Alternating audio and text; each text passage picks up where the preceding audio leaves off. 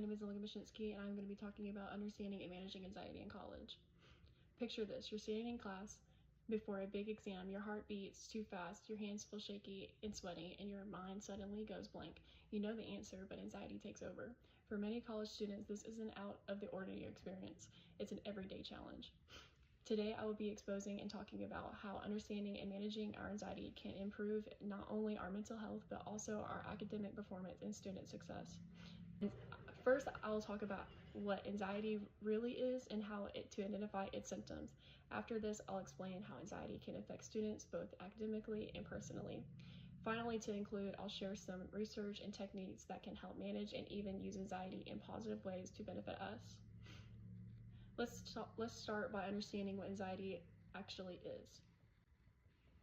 According to Alan Horowitz in 2013, anxiety is a natural emotional response that helps us handle challenges. However, when these feelings become constant and overwhelming, it can turn into a disorder that affects all aspects of life. Psychiatrist Vladan Starcevic in 2005 describes several main types, including generalized anxiety disorder, panic disorder, anxiety, social anxiety, and phobias. Each one affects people differently, but they all share a common similarity that interfere with how we think, feel, and function. Rollo May 2015 reminds us that not all anxiety is bad. In fact, anxiety can show that something meaningful is at stake, like our goals or relationships. The key is learning to recognize when that anxiety motivates us versus when it starts to control us. Now that we know what anxiety looks like, let's go into the effects of anxiety on college students. Benjamin Root in 2000 explains that anxiety often makes it harder to stay on task and focus and remember information or stay calm during exams. Even simple tasks can start to feel overwhelming with the help of anxiety. Anxiety doesn't just affect our grades, it can change how we interact with others. Students may avoid social settings, fear judgment, or struggle with self-esteem and their own confidence as a person. Starvik in 2005, Willing Ging 2007, I'm sorry if I'm pronouncing that wrong. This can create a cycle of isolation and depression that makes anxiety even worse.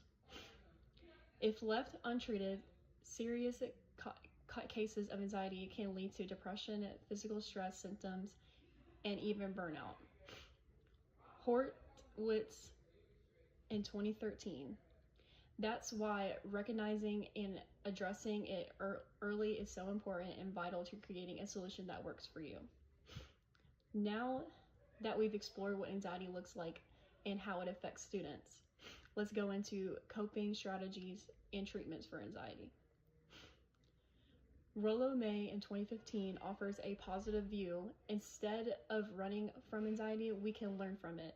He states that anxiety can guide us towards personal growth, that it's not a flaw, but a signal that we care deeply about something and want to see a change in some way.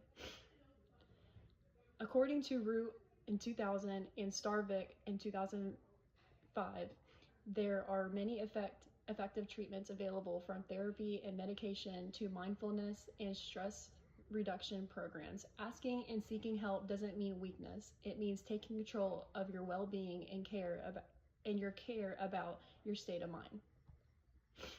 Jennifer Willing in 2007 emphasizes that the importance of balance, taking breaks, spending time with friends, exercising, and finding creative outlets. These small choices can make a big difference in keeping anxiety manageable.